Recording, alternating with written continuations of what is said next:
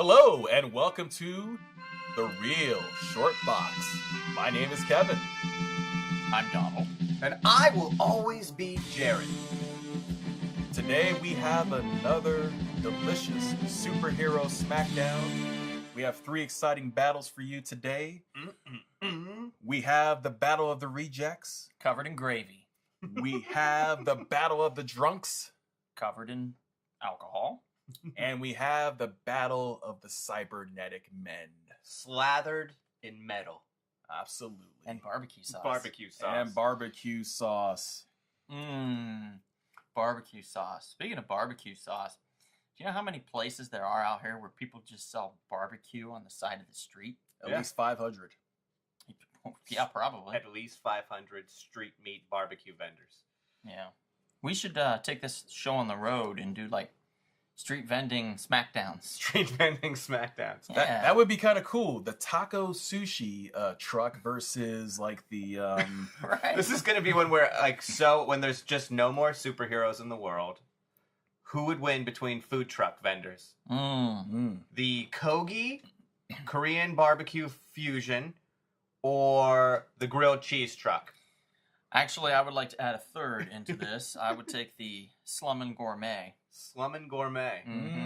Lobster corn dog. That's all I'm going to say. Wow. Yeah. I like that. Mm-hmm. Well, to start out today, I think Jared should start out with his Battle of the Rejects because it sounds like a very compelling and most interesting of matchups. Yeah, this is one that I was very happy to do. It was on our tome of our list of battles that we've come up with, and God knows we have like 1,000 of them written down already. We text each other constantly, like the middle of the night, like, "Oh my God, I just got it!" Yeah, it's usually like naked pictures, but Yeah. sometimes it's... Oh, and by the way, this would be a cool superhero Smackdown. Sorry about my dick pic. Right. Today, yes, I have the Battle of the Rejects, or the C-listers, or the sad sacks. I know. Isn't that the one where you sent me the picture of your nuts? And you No, like, no more. No, I did not do that picture. Okay. So my teams, it's another team one because I'm kind of obsessed, are the Great Lakes Avengers, the GLA, and the Legion of Substitute Superheroes. Now, Wow, there's actually a group called that? yeah, the Legion of Substitute Heroes were a team of... oh my God. Was Bouncing Boy in this? Bouncing Boy was like their god because like they have a Legion. If you read Legion of Superheroes, which I love, they always have audition issues. And new members come in and they kind of show what their powers are and they get in or they don't. The Legion of Substitute Heroes were all the heroes that got rejected. Some of them eventually do make it to the main team, the Legion of Superheroes, but a lot of them don't because they just have either powers they can't control or powers that just don't work. Like there's one, I don't use him, but there's a guy called Color Kid who can just change the color of things. So not too effective in a battle. Yeah. Well, maybe if he makes someone go colorblind, that would be another... No. Well, no, he can't make them go colorblind. Oh. He could just... I mean, you could change their color, maybe. He could be like, hey, you got a white shirt on? Now it's fuchsia. Oh, fuck! So on the Great Lakes Avengers, I have the first 5 members, the founding members, and one is their team leader. The Great Lakes Avengers, by the way, were a wannabe Avengers team. And I think they got trained eventually by Hawkeye and Mockingbird, but... Who just made fun of them. Yeah, they were just literally a joke. So much. Just mocking. Are they basically like a 4th string team, essentially? Yeah, well, they were like a team that, like, it was more like if we don't help them, they're just going to go get into trouble and fuck up stuff. So their leader is Mr. Immortal. His superpowers is he's a highly skilled acrobat and athlete. Immortality via resurrection. So he doesn't have super strength. He doesn't have anything special except if he dies, he comes back. And it's sad. Like at one point he asked like death to like just kill him. And they're like, I can't do it. That's your thing. Like you're just going to constantly resurrect. Then you have Dinah Soar. And she is obviously a dinosaur-looking girl. Oh, she looks pretty cool. Yeah, she's cool-looking. She's got flight via razor-tipped wings, limited sonic powers, empathic calming, and she's ageless. So, you know, she won't age. Big Bertha is actually a supermodel who can turn into a giant fat woman. She's a skilled aircraft pilot, superhuman strength and durability, ability to alter size and mass of her body, and leap great distances. So she's like the Blob with like Hulk leaping powers. That's cool. Nice. Yeah. Then you have Flatman, who is kind of like a Reed Richards, except he's got elasticity, except he's got a flat body. And he can't really make the same shapes that a Reed Richards could. He can make origami shape shifting, so he can do. Oh, that's sweet. Yeah, so he can do all kinds of weird little shapes like that. And then lastly, you have Doorman, who is pretty much a living portal, except it's not as cool. It's not like he can like take you anywhere. He's literally like a door. So if he's standing in front of a wall and you walk through him, he's intangible. You would just be outside. That could come in handy a lot. Yeah. Oh yeah, actually. yeah. So that's the Great Lakes Avengers. Then you have the first 5 original members of the Legion of Substitute Heroes, and they're fun. You have Chlorophyll Kid. I like that. He has the power to make plants grow extremely fast. He gained this power after falling into a vat of super plant growth formula as a small child. He claims he can only accelerate plant growth, not control plants, but sometimes he can, sometimes he can't. You have Fire Lad. He gained the powers to breathe fire, often accidentally as he suffers from allergies. So the main thing you're going to find out with the Legion of Substitute Heroes is their powers, they can't control them. They might have a cool power sometimes, but they can't control it. You have Polar Boy, their leader. He has the ability to project cold and ice, and he usually has difficulty controlling those powers. You have Stone Boy, who has the power to turn into stone. That's it. He's a statue. He just becomes a statue of stone. You have Night Girl, who actually is kind of cool, except Night Girl only has the power. She has super strength and invulnerability, which were engineered by her father, but they are only effective in darkness. Okay. She has to be in darkness. That's so weird. Okay, so now you know the Great Lakes Avengers and you know the Legion of Substitute superheroes? I'm already going to say this sounds a bit outmatched. Well, Not necessarily. hold your... I mean... You're probably right. I think I know where you're going, and you're probably right. But the battle itself is so fun. So with that, let the Smackdown begin. All right. So right as the battle starts, Chlorophyll Kid releases a bunch of spores. That's what he has. He has these spores, and he can just make plants grow. And he can make all kinds of alien plants grow, every type of plant. So right away, he makes these giant, man-eating, almost like Little Shop of Horrors plants, like all over the place. One of them grabs Mr. Immortal, starts chomping him, eats him up, spits him out. Wow. And then he resurrects himself. Dinosaur starts flying to the air with her razor-type wings, and she's slicing the plant. She's killing as many as she can. But one chomps her up, eats her, and spits her out. She's done. Dinosaur just eaten by a plant. Already? Oh. Chlorophyll Kid, though, is celebrating. He's like, yeah, I did it! But he doesn't realize. He's a little kind of chubby kid. He looks like a tubby piece of plant food. He can't control his plants. So one of his man-eating plants turns on him and has a nice, fat, chubby, healthy meal of chlorophyll. It's like a praying mantis. That's Yeah. it. Oh, like no. Carl's Jr. right there. Oh, So no. he gets eaten by his own plants. That sucks. Polar Boy is the leader of the Legion of Substitutes, and he's like, "Oh my God, things are out of control. I got to start taking care of the killer plants that now are completely out of control." So he just starts freezing everything, but he can't control his power, so he's freezing everything. So ice everywhere. Everything's just like frosted. Mm-hmm. He is shooting his ice. He's killing the plants though, because he's freezing them up and they're dying. They have no more life. Flatman's like, "I got to stop this guy." So Flatman elongates and wraps himself around Polar Boy. Except Polar Boy can't control his powers. He encases both of them in a block of ice. Now, Fire Lad sees that his leader is trapped. So he says, well, what can melt ice? Fire. So he takes a big breath, unleashes a big fireball. But instead of saving his fearless leader, he incinerates both Polar Boy and Flatman into a pile of ash. Oh, no. Oh, man. He is heartbroken. He is just lost control. He doesn't know what to do. Mr. Immortal, on the sidelines now, he sees Stone Boy. Stone Boy is not turned into stone yet. Mr. Immortal is a great acrobat. He does this big flip, comes up, he's going to headbutt Stone Boy. Stone Boy turns into stone and splatters Mr. Immortal's brains all over the place. He falls to the ground dead. And then he resurrects himself. Mm-hmm. Or doesn't resurrect himself. He's just resurrected. Stone Boy doesn't move. He stays a stone statue. Then you have Night Girl. She sees Doorman. She charges at Doorman, hoping his darkness also might ignite her powers. She runs right through him into a wall and is knocked unconscious. She starts to come to. She's a little groggy.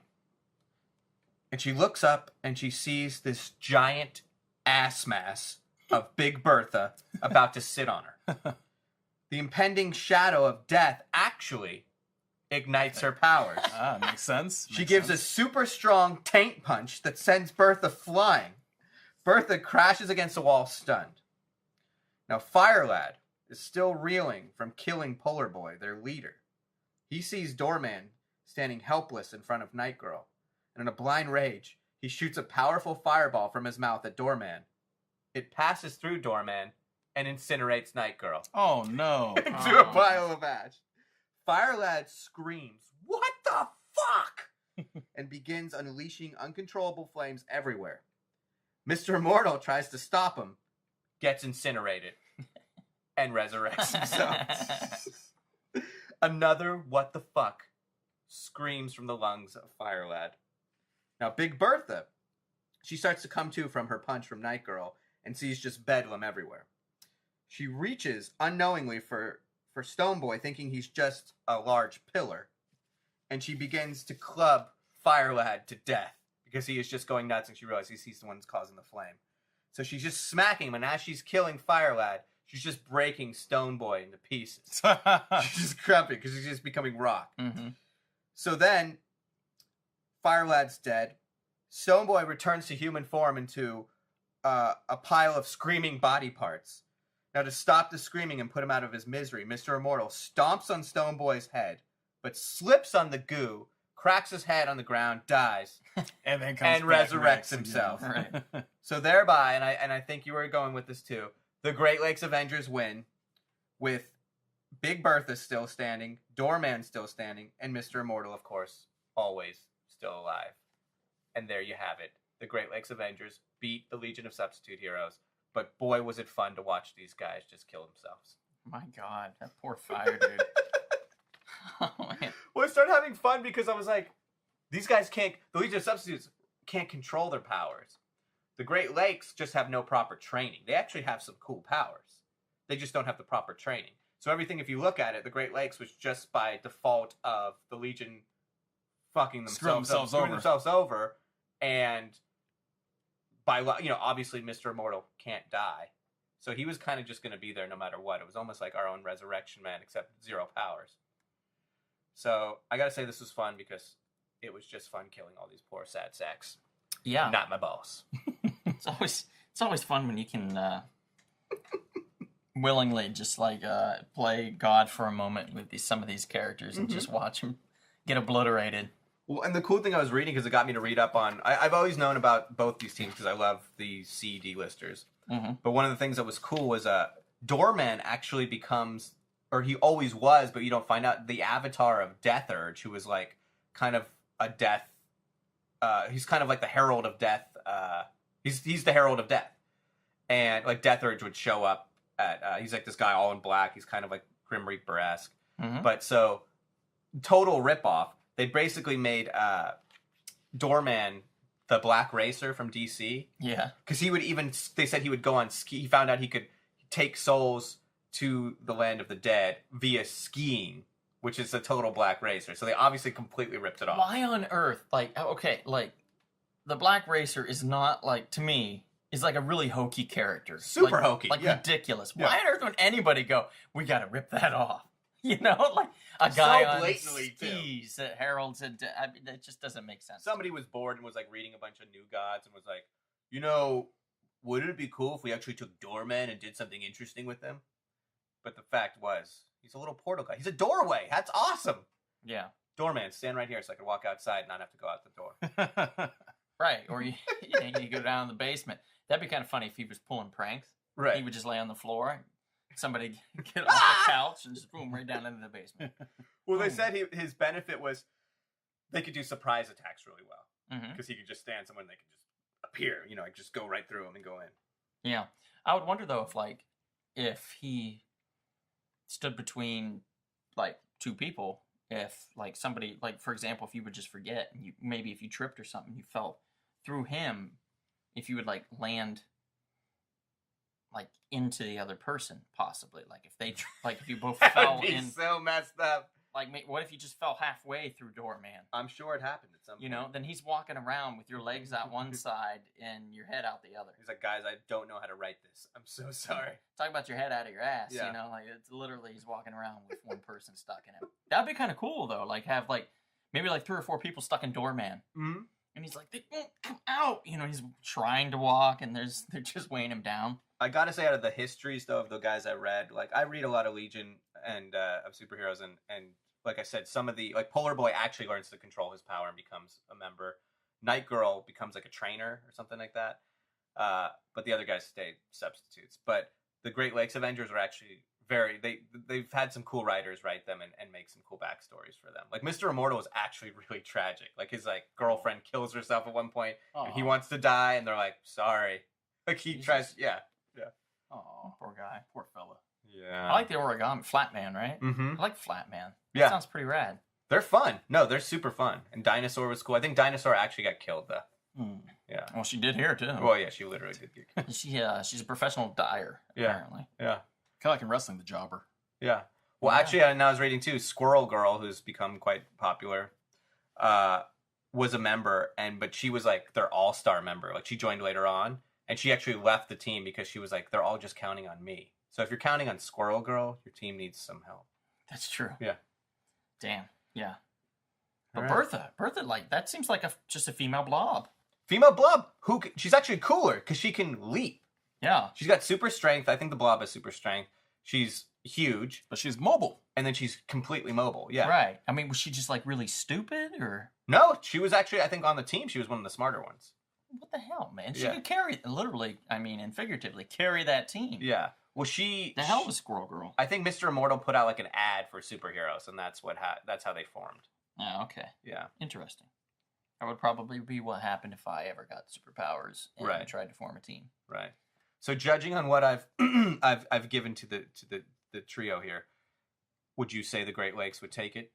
The way you described it, I really can't argue with that. Especially you have a guy who just keeps coming back, Mr. Immortal. Yeah. Yeah, that'd be an issue. Yeah. I knew hands down. Hands down. Read me from the start. Yeah, it's definitely going to be the Great Lakes. Yeah. That's going to take this. And plus, the other team is, I hate to say this, they're unintentionally incompetent. Yeah. That's the thing. Yeah. And that literally will get you killed. Yeah. And certainly it did. Absolutely. It got them killed. Did. They're all killed. They got killed. It did. All right. So let's see. Battle of the Drunks or Battle of the Cyborgs? Go with Battle of the Cyborgs. All right. All right. Battle of the Cyborgs it is. Kevin, what do you got?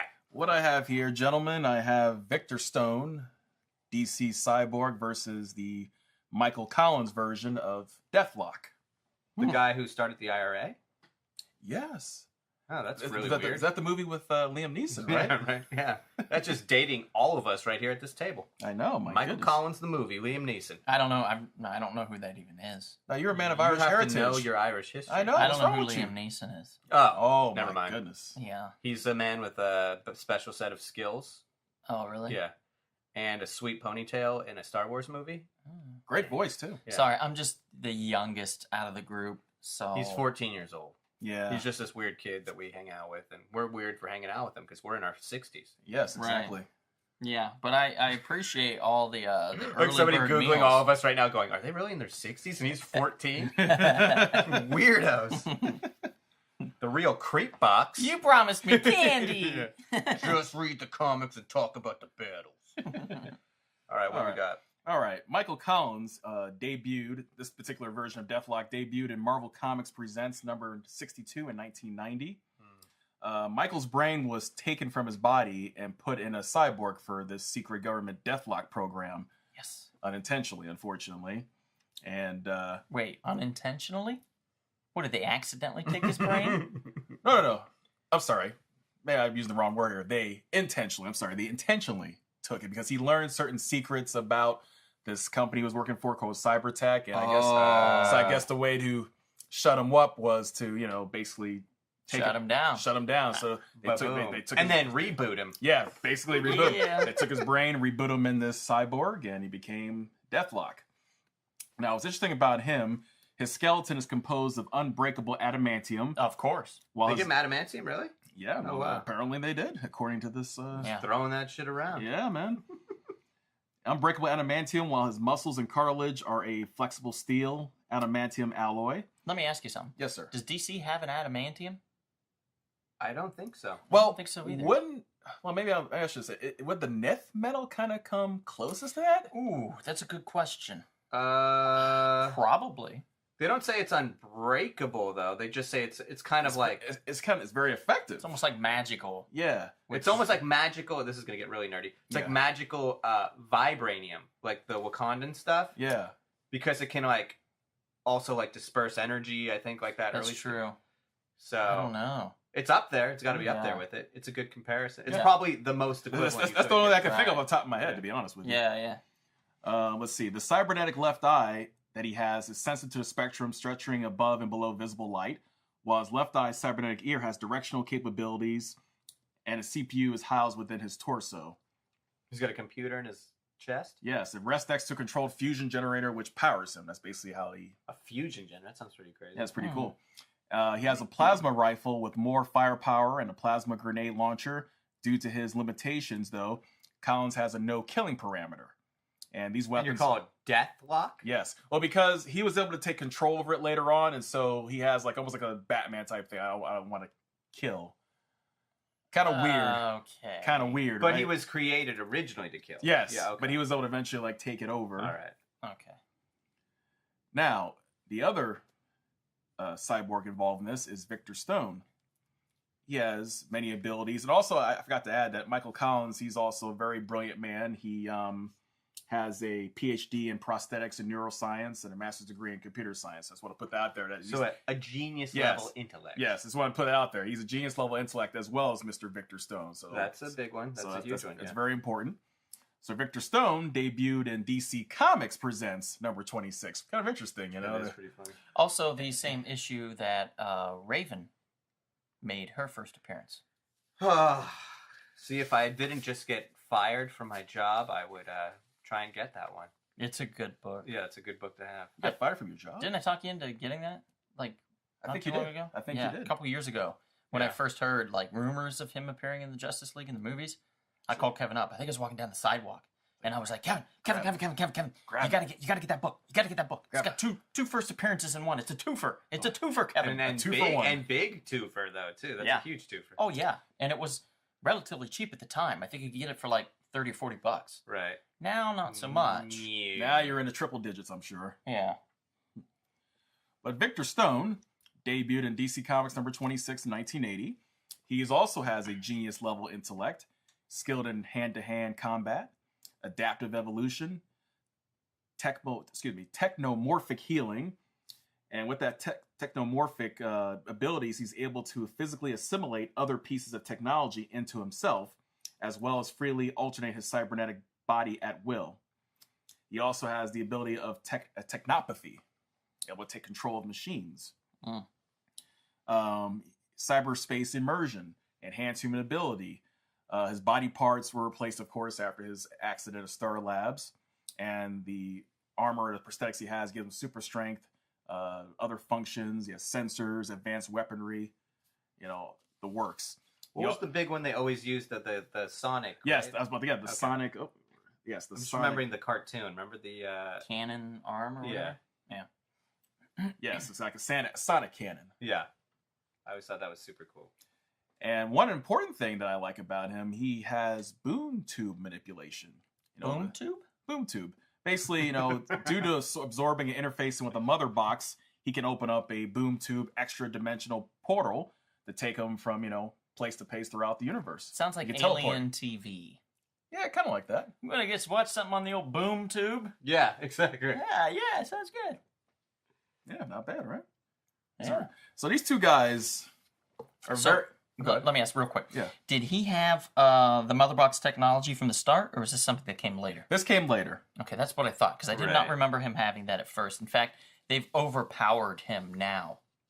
Yeah. Much more than they did when he first came out. Even in the they just announced that he's a character in Injustice 2, the video game, and they showed a glimpse of his special move, his finisher, and he uses the boom to technology. Yeah. Yes, indeed. Also, his cybernetics gives him the ability to regenerate and also perform other mechanical enhancements. And another thing that has an advantage here, he has jump jets. He's able to basically fly. Nice. Yes. And now, let the Smackdown begin. The way I think this would go down, this would be a very interesting fight between these two very brilliant cybernetic men. I can see both of them, or I foresee both of them, they would use their abilities to hack into different machines, different computers, and launch missiles at each other, for example. So you'd have like this crazy, almost like the Terminator, Oh my God, you'd have like World War III. Yes. Yes. Just between these two guys, yes. And just destroy everything. It basically like what was it, Cyberdyne, right? Uh-huh. Yeah. You basically would have that situation. Miles Bennett Dyson. Yes, you'd have that all go down. There would just be firing. Basically, cities would be getting destroyed left and right. Nuclear holocaust would come about. I mean, my lord. I mean, hey, these guys could just hack into different, computers all around the world, especially supercomputers. They would just go crazy. But at the end of the day, when it's all said and done, when they're done breaking things down, I believe that Mr. Victor Stone's Cyborg has the edge. And one reason for that is, as I mentioned earlier, Deathlock has this no killing thing going on, in his system. But where Cyborg Victor Stone, as far as I know, I don't think has a problem with that. After all, I believe he killed many parademons, and during his time against, with the Justice League and whatnot. So if it's going to come down to a bloody battle, I believe Mr. Cyborg will eventually win.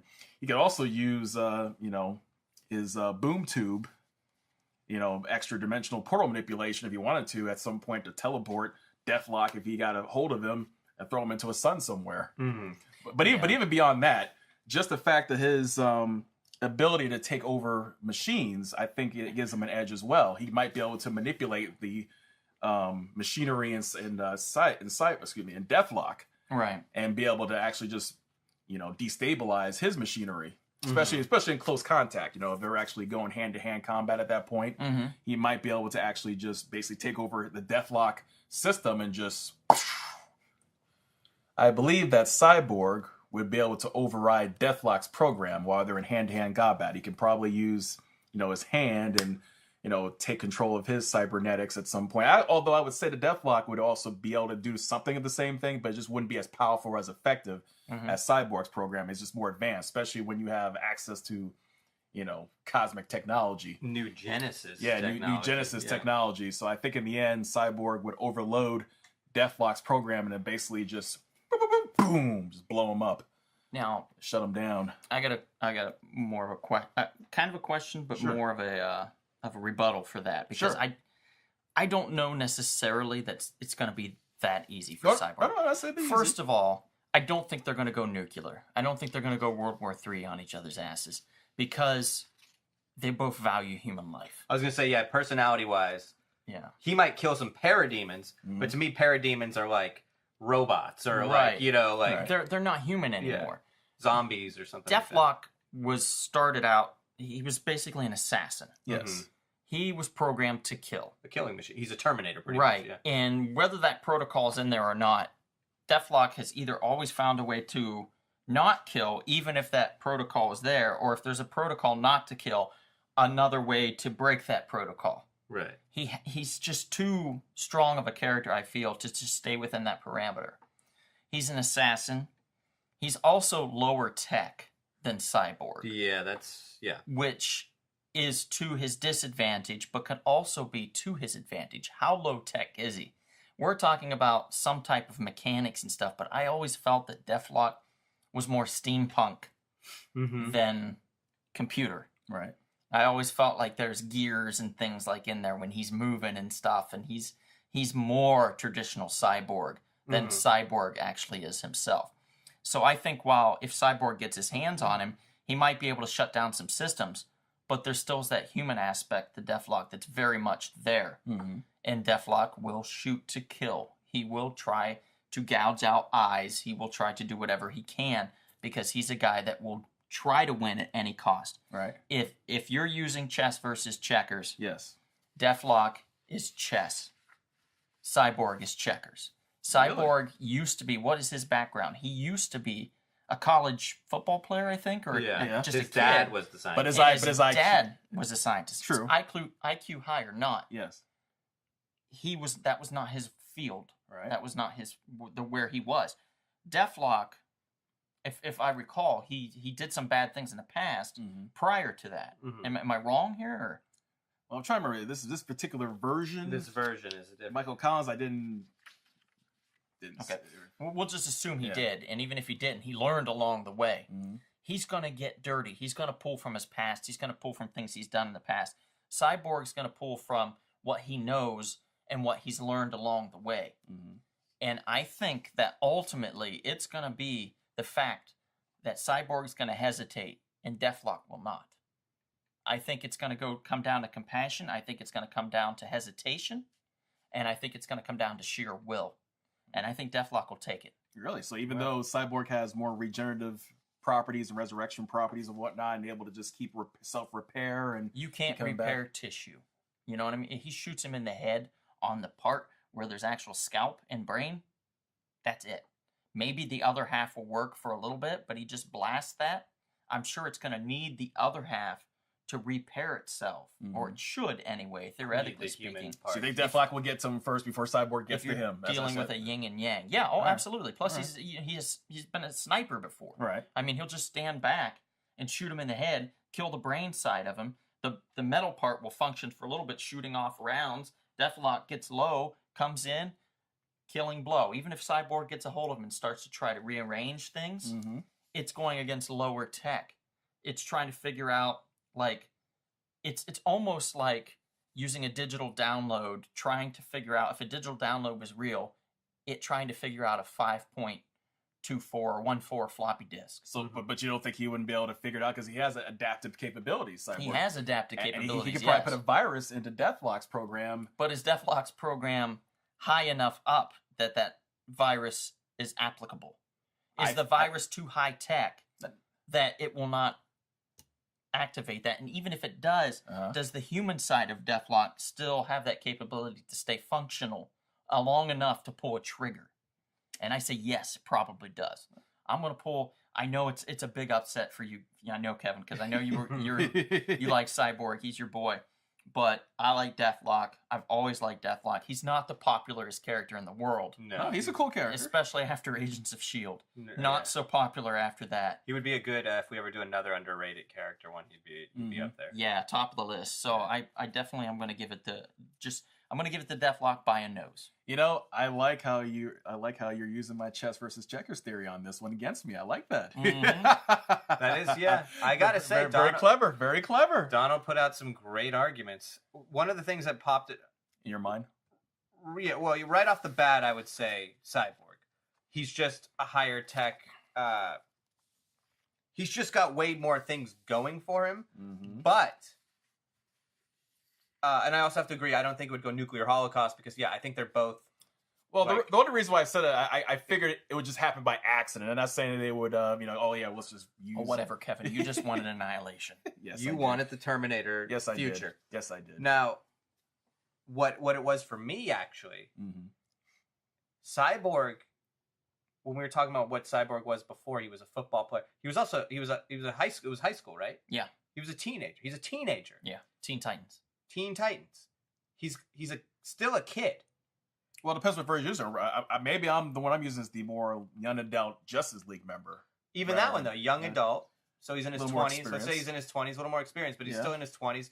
Definitely knows how to use his tech more. Right. Deathlock is a grown man, right? Yes, he's a grown man. A grown man who's hyper intelligent and been killing for how many years?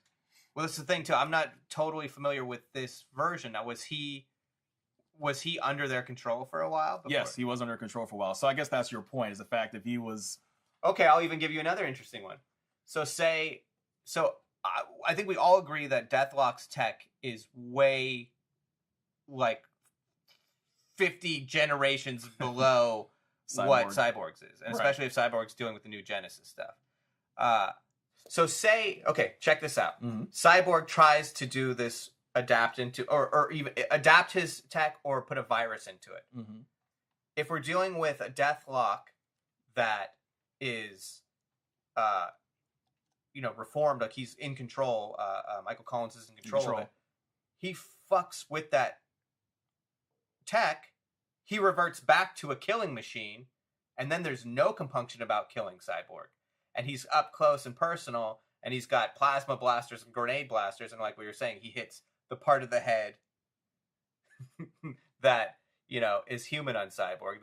It's pretty blatant of like what parts are like out. And I don't even see like Deathlock being the type of guy that would just carry like tech.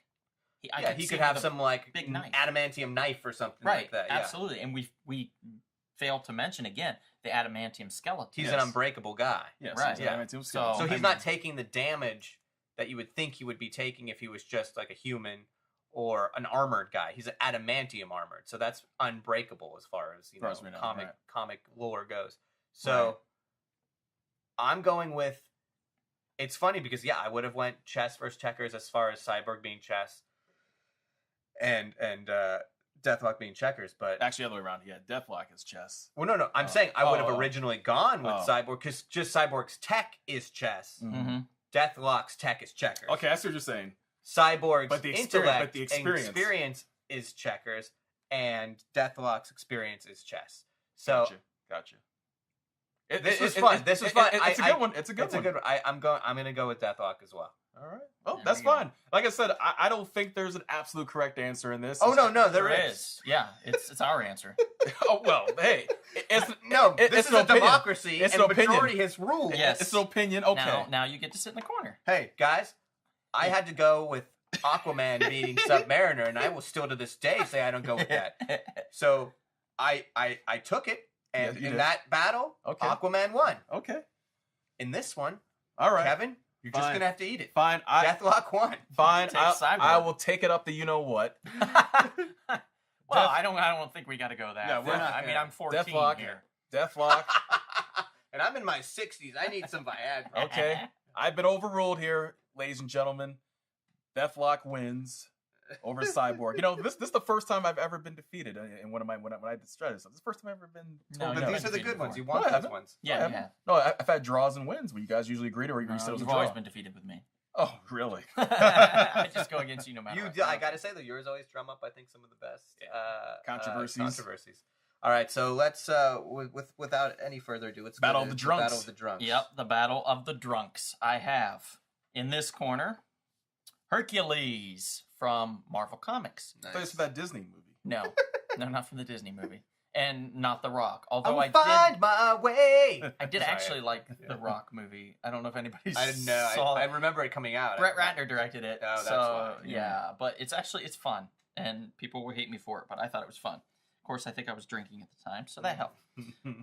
Hercules from Marvel Comics versus Armstrong from Archer and Armstrong lore from Valiant Comics. Wow, there we first go. Valiant, I think. Our first entry into Valiant Comics, and here we go. As far as Hercules, everybody knows Hercules. I don't have to get into the details of that. Strong dude. Half son of God, half mortal. Oh man. The Lion of Olympus, right? Is Zeus's daddy? Zeus, yeah. Is the daddy. And when we go to Armstrong, here's a little bit about Armstrong. I'm going to be very brief.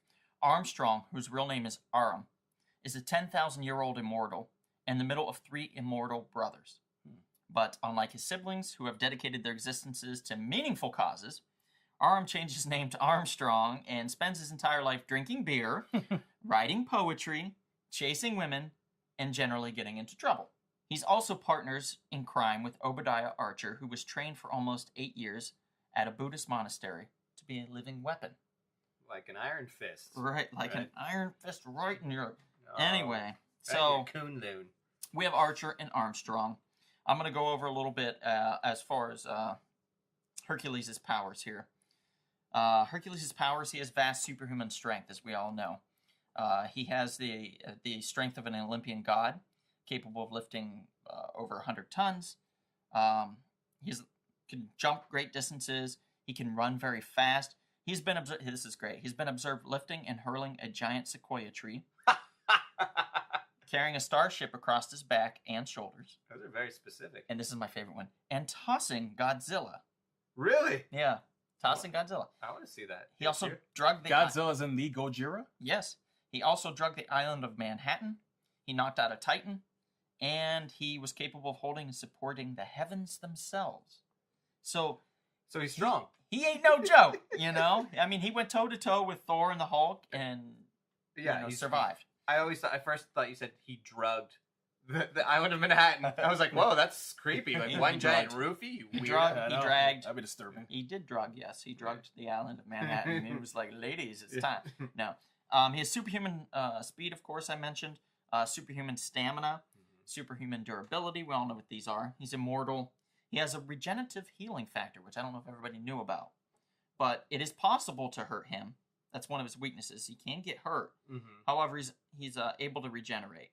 He can't regenerate if he's missing limbs or organs or something. Okay. So let's say he gets really, really plastered and he ends up in a bathtub and his kidney's gone. That ain't coming back. Okay. So he can't. Okay. He can't regrow stuff. Right. And most of this was from Wikipedia. There's a little bit from the superhero database, but the one I found to be here's some funny ones. They say he's a master combatant, a master archer, an expert marksman with a javelin and discus. Oh, not like a gun. Very Olympic. Very brief. Yeah. Very exact on that. Here's another one they put on there. He's a professional womanizer. Aww. A professional. Well, he's been doing it for thousands of years. Yeah. Wow. Men want him. Wait, no. So he's like so basically he's like the original Casanova. Some men want him, yeah. Women want him, and men want to be him. So he's like There the we original go. Casanova. Pretty much. He also is a professional storyteller, a professional drinker, and an oftentimes Avenger member. That's true. Now we go to Armstrong's powers. Now you're going to be like, are you just talking about Hercules again? Because he has superhuman strength, near invulnerability, able to heal quickly from injuries, impervious to fire. He can easily survive gunfire to the body. He has a satchel. Now, guys, he has a satchel. I repeat, he has a satchel. He carries this satchel and plays an important part of the story of Armstrong. The satchel contains a variety of mysterious and interesting artifacts. He's accumulated these throughout history. He has in there the mysteries of the ancient worlds, the Eye of the Sphinx, and the trinkets of the gods, the Holy Grail, and universes within universes, the very secrets of life itself. When it is held by someone else other than Armstrong, it causes those around them to obey their every wish. Although this is not true for Armstrong, which is interesting, which is why it's always a good thing for that to be in his hand. The satchel also has unlimited capacity. He can put pretty much anything in there that he wants, and it'll always store it. Like we can grab any of us and throw us in the satchel and run off of us. Yeah. So he's a professional thief, or it could be.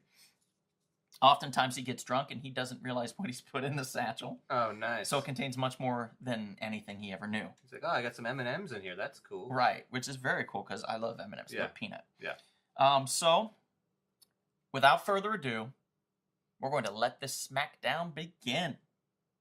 Now, I picture this at a bar. Yeah. Okay? I'm going to say bar 1 because that's not too far from where I live. Okay. And I would go to that place all the time. So a little plug for them. But this is going to take place at bar 1. It's a very small bar. Okay. They're both in there. They both had a rough day. Right. Okay, Armstrong comes in. He sees this guy in the corner. The guy in the corner is just really loud. There's all these women around him. He's got drinks, wines flowing. There's beer everywhere. And he's laughing. And ha, ha, ha. Armstrong's instantly annoyed because that should be him. Right. Plus, he probably hates the beard. Yeah. Yeah. So he goes over and sits at the bar. He has a couple drinks. It's getting more and more annoying. He has a couple more drinks. He has 17 more drinks. Mm-hmm. By the 37th drink, he's completely annoyed. And when Hercules gets up to finally evacuate all of the wine that has been flowing through him, he bumps ambrosia. he bumps into Armstrong Uh-huh. and says, "Oh, sorry, sir, I apologize, But at least you got to meet the great and ultimate Hercules. Mm. I touched you. You've been touched by a god. Armstrong says, big whoop. And that's where it starts. Hercules is like, what did you just say to me? He's got an ego. How dare you, sir? Give Do me you respect. know who I am? And Sure. Armstrong says, I'm sure I don't care, sir, who you are. He puts his arm on Armstrong's shoulder. Armstrong grabs his arm and flips him over the bar against the glass, shattering the glass. Beer spilt everywhere. Hercules is already upset I was going to say it's on now. because Yeah, all it's that on. beer has been spilled. Yeah. Armstrong's upset because all that beer has been spilled. So they get up. They each have a bottle. Hercules grabs one. Armstrong cracks a bottle on the counter. They try to stab each other. It busts. They've got impervious skin. It's not doing any damage. One punches the one. He shakes his head a little bit. He grabs Hercules. Armstrong grabs Hercules, punches him. He shakes his head a little bit. They're shoving and pushing. All the women are screaming and running out of the bar. Everybody's vacating. They're going at it over and over and over and over and punching and kicking and hitting and throwing. They took a beer drink in between? And this bar is being annihilated. Yeah, this bar's done. At one point, they get tossed. Bar one is bar done. Oh! Mm-mm-mm. At one point, then, they both fall to the ground. They're kind of leaning. Everything's kind of spilled over. They look around. Hercules finds, a bottle of wine, cracks it open, the tip, drinks it down. Armstrong looks over, see there's a couple beers, starts drinking the beers. They look at each other. Armstrong gets up. Hercules gets up. They go to come after each other. Armstrong trips. He slips in some water, falls down. His satchel comes out of his hand. Hercules picks this up and says, "What is this filled with, sir? What do you have here, and is this your little satchel, boy?" And he takes it, and Armstrong says, "Yes, it's my little satchel," in a boy's voice. And Hercules is like, "What is this? What's happening? Why are you being such a sissy? Why are you being such a girl about this?" And Armstrong says, "Yes, I am kind of being a little girl." And Hercules starts to realize something. Perhaps what he's saying is making Armstrong do what he says. Mm-hmm. So he's like, oh my God. He starts to put it together, even though he's kind of drunk. Mm-hmm. And he's like, I can make him do whatever I want if I have this satchel. So while Armstrong is immortal, it doesn't mean that Hercules can't tell him to go someplace in particular, a mountain, a Right. cave, bury himself there, and don't come out for 100 years. Now, Hercules, this isn't the end of the battle by all means, because Hercules will look forward to that 100 years of peace, but he will also look forward to another fight, Right. another round. And I think he's going to get a little lonely. Right. And I think he's going to go in a couple years, and he's going to go dig up Armstrong wherever he's at. Or just have the satchel with them and be like, all right, you can come out now. Right. And then Armstrong will come out. And I think maybe eventually, after a couple years of this kind of nonsense, I think they're just going to become drinking buddies. Right. I don't see much to it. I think Hercules is only going to win because he gets the satchel, Right. and he's able to control anybody around him or what they do. He's going to get really effing drunk because people will just be bringing him drinks because he's going to demand it because he has a satchel. Right. That shit's going to go to his head. So, he might, whereas Armstrong needed Archer to kind of bring him down, Mm-hmm. Hercules is going to need Armstrong. And therefore, we have the new superhero duo team, Of Hercules and Armstrong. Hercules and Armstrong, coming soon when So Marvel far. buys Valiant. Right. Which will happen probably at some point. Unless DC's smart enough to grab him Unless first. DC's smart enough to grab him first, yes. So you're going Hercules. I'm definitely By, going by, Hercules. by via satchel. Be a trip and satchel. Okay. It's funny, the way I was seeing this, you kind of went there already. I thought at some point during the fight, they're going to get so tired and they're going to keep drinking that they're going to look at each other at some point and say, you know what? I kind of like you. Yeah, I thought you were almost going to go for a draw right there. Mm-hmm. That's what I was thinking. You went for the 100 years later draw, Right. but I thought you were going for the draw. They're just going to look at each other and be like, "Why are we wasting all this alcohol?" Yeah. Sit and drink. And also, it's like, yo, man, I got these women here. You got your women. And that could easily be the case. But I'm looking Let's at party. Let's an just drink and party. infuriated Hercules. Infuriated. That's why I think it's going to take him a little bit. It could take a week. I mean, it could take a day. But he's going to do something to Armstrong. He's going to make him do something.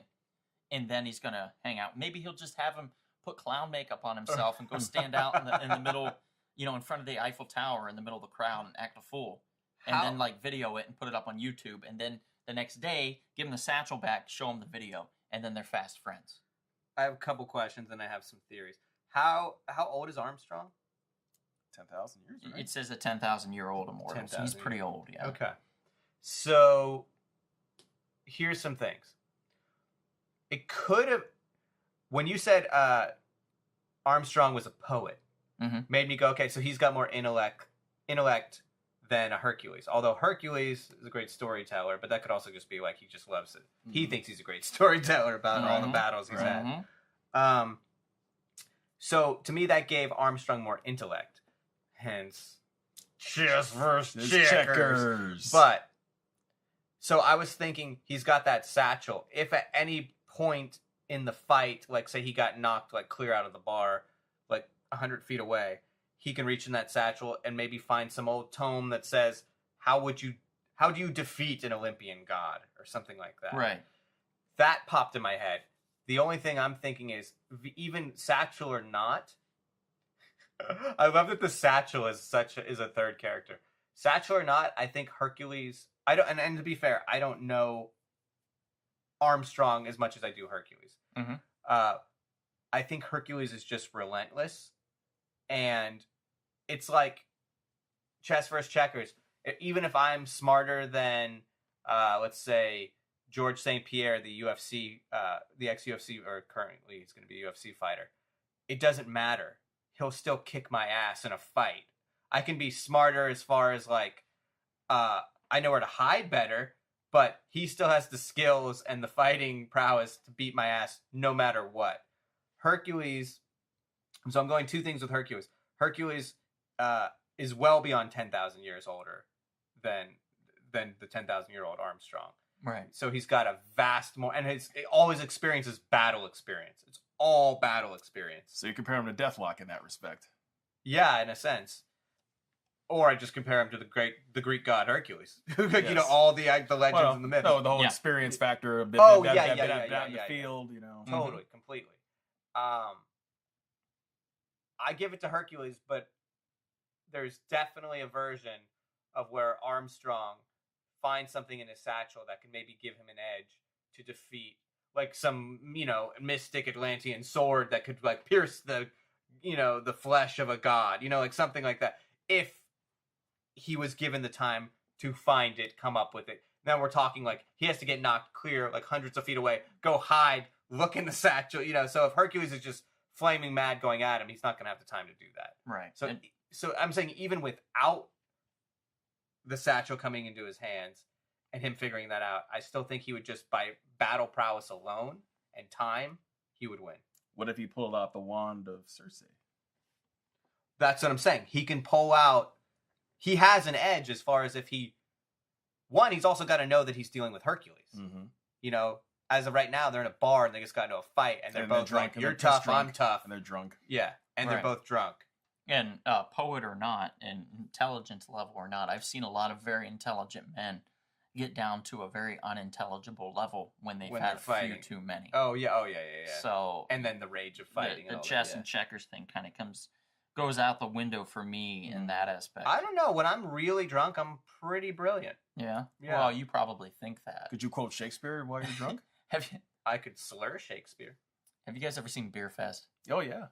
No. Okay, so they do this thing in Beer Fest where this guy like has a few drinks and this beautiful woman like comes up to him, and he's like a poet. He's so good at what he's saying. They go back to his place, they make love, and then he wakes up and looks over. I think this is how it goes. I could be wrong. It's been a while.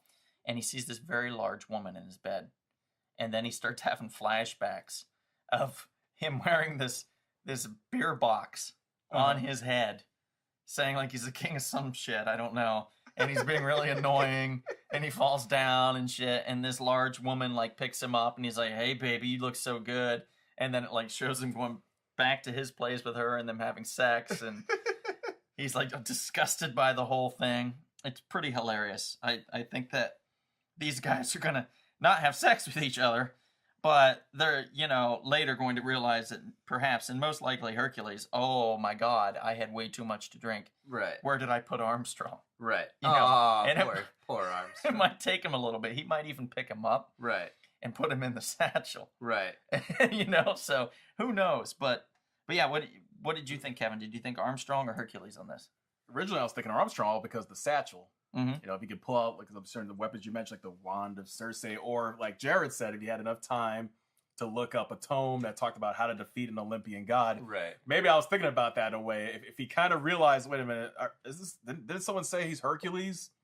Or we were at a point, he actually did say his name. He said, hey, I'm the great Hercules. Right, that's you've met true. the god, Yeah. Hercules. So if he remembers, wait a minute, he says Hercules.